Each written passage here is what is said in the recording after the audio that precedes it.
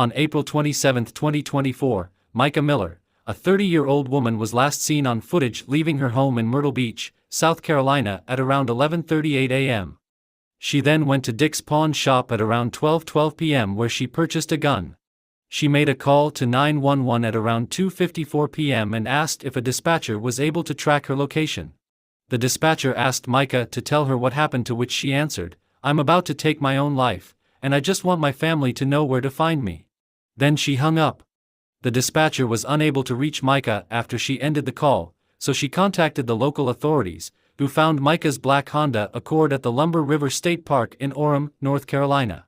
After searching her car, investigators found a Sig Sauer gun case in the passenger seat of the vehicle and a box of ammunition in the center console. They also found a receipt for the handgun from the pawn shop and the receipt from a convenience store in the vehicle. Both receipts were from that same day. While they were searching for Mica in the park, an individual, who wishes to stay anonymous, approached the police telling them he found a bag near the edge of the water, and that he heard crying and a gunshot while he was fishing.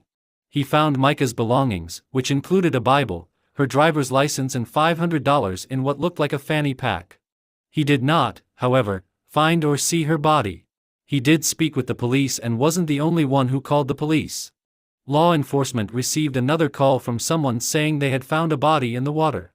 An officer went to the scene and called in the North Carolina Medical Examiner's office, who identified the victim as Mica.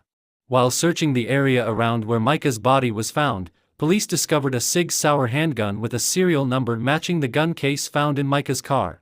Police also found Mica's phone and saw that she had done a search for National Parks Near Me, which showed a result for Lumber River State Park.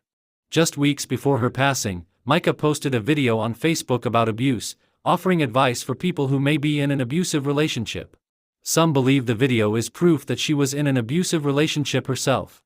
In her video, she said, "God hates divorce. But why? According to everybody I've asked, the scriptures I've found, it's because it hurts people. But does abuse hurt people? How do you think God feels about that?" Mica was married to John Paul, also known as JP. JP is a pastor at the Solid Rock at Market Common Church in Myrtle Beach, South Carolina.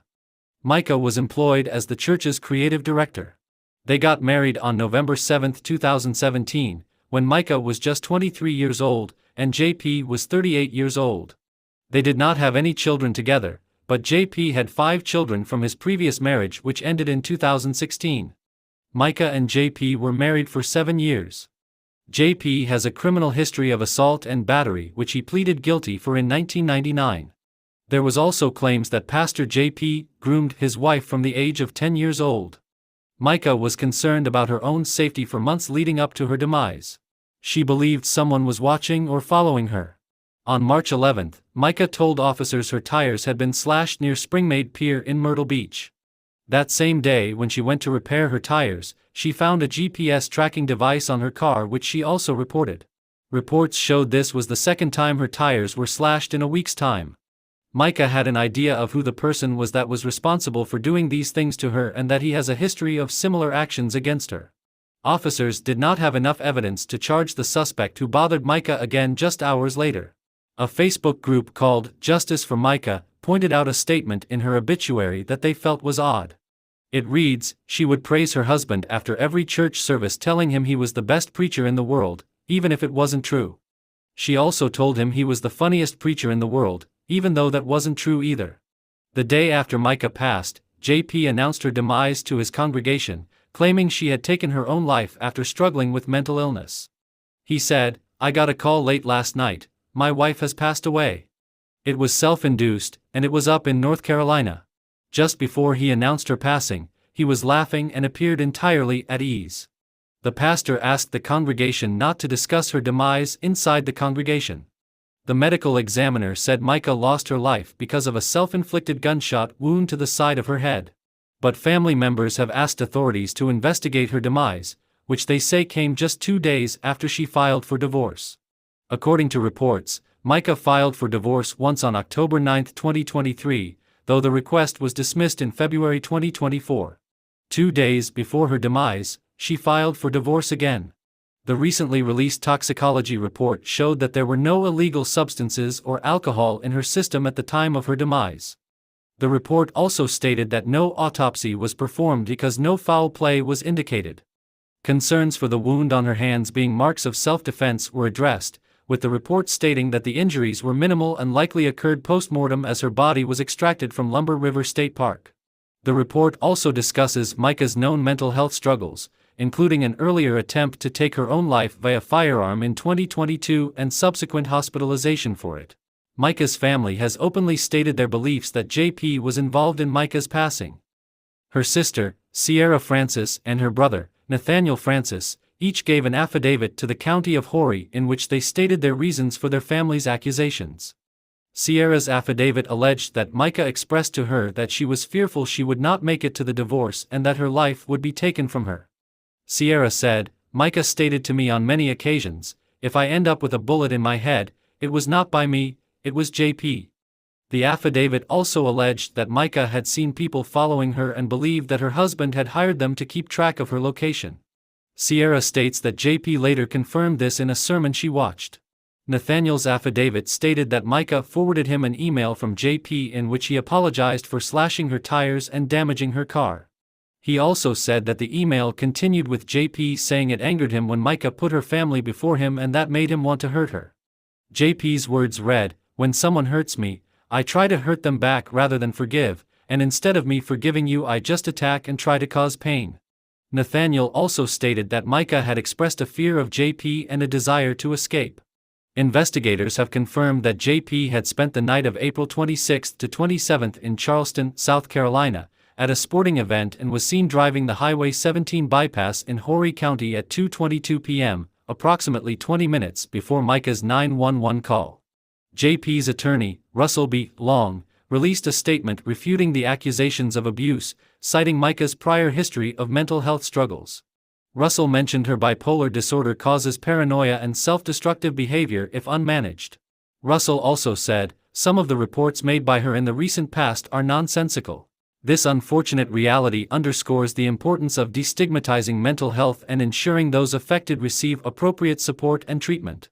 JP was released from his position as pastor of Solid Rock at Market Common on May 5. The notice from the church states he was released for a time of healing, counsel and guidance, pursuant to our governing instrument. JP filed to seal all court records pertaining to the case on June 11. The filing stated that sealing the records would avoid unnecessary embarrassment for him and his late wife. Mica's family lawyer refused the request. Mica's father, Michael Francis, told the news that he believes it was all staged and that the whole thing was premeditated. One of the reasons he believes she didn't take her own life is due to the exact location her body was found. He said, "The bank where the bird boxes and stuff is where the shell casings and such were found, and the gun was found for that right in the water. And then her body was about 40 meters away, and the water there doesn't flow at all. It's just stagnant." In an interview, JP was seen wearing a necklace like the one his wife was frequently pictured in, including on the day of her demise. During the interview, he breaks down in tears saying, "She was the greatest wife anyone could ever ask for. We spent every night together just talking and talking." No suspects have been named in connection with Mica's demise, and it is unlikely for that to change as the cause of her passing was determined to be self-inflicted. A police report shows that Mica also contacted officers accusing her husband of sharing an indecent photo of herself on a Facebook group called Big Boobs and Nice Curves. Friends of Mica said they don't believe she took her own life. Mica's lawyer, Regina Ward, who represented Mica in her divorce proceedings, told reporters she doubts that Mica took her own life. Regina said, "I'm concerned the scene was investigated for the purposes of looking for evidence to support a finding of someone taking their own life, as opposed to investigating the scene." She also has concerns about how the Robeson County Sheriff's Office conducted its investigation. She told NBC News that police did not corroborate JP's whereabouts with other witnesses, and that Mica's remains did not undergo an autopsy or gunshot residue test. Regina also questioned why Mica did not leave behind a note and described her as someone who wrote journal after journal after journal. Regina last spoke to Mica on April 25, 2 days before her demise, and she seemed very engaged in building a life where she would be free from JP. As for Mica's 911 call, Regina said the 30-year-old's voice sounded different than normal and she speculates that she could have been under the influence of something. In May, Sheriff Bernice Wilkins said in a press release, Unfortunately, rumors and conspiracy theories were spreading quickly, and assumptions were being made. However, in the end, we must make decisions based on the facts and evidence that has been gathered. While I know it's not what many people wanted to hear, the evidence is quite clear and compelling, and we are as saddened as anyone that this occurred. There are many factors that we have reviewed that occurred over an extended period of time that are probably related to the reason for this investigation, but in the end, sadly, a tragic decision was made by Mica that ended her life.